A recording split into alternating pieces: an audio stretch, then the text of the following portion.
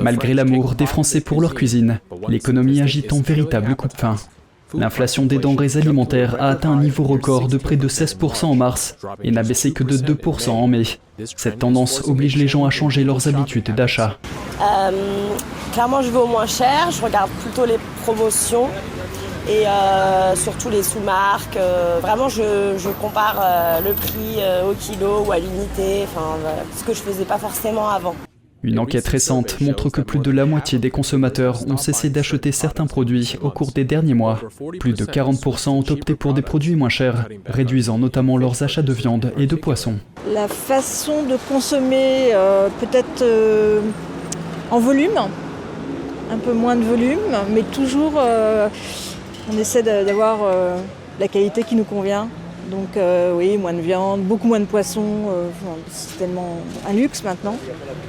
Mais oui, donc des modifications et une sélection toujours assez réfléchie. Les fabricants de produits alimentaires et les détaillants ont accepté d'augmenter les prix de 10% en moyenne à l'issue des négociations qui se sont tenues en mars. Tous ont mis en avant la hausse des prix des marchandises et des salaires dus à la guerre en Ukraine. Les matières premières mondiales telles que le blé et les aliments pour animaux ont connu une baisse récente. Mais cette tendance ne s'est pas encore répercutée sur les consommateurs.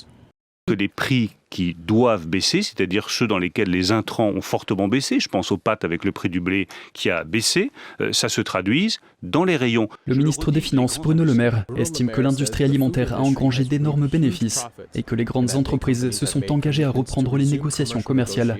Mais il affirme que les grands producteurs de denrées alimentaires n'ont pas respecté cet engagement. L'engagement pour le moment n'a pas été tenu. De deux choses l'une. Soit les grands industriels tiennent leurs engagements dans les jours qui viennent, soit j'utiliserai l'instrument fiscal pour récupérer les marges qu'ils doivent rendre aux consommateurs.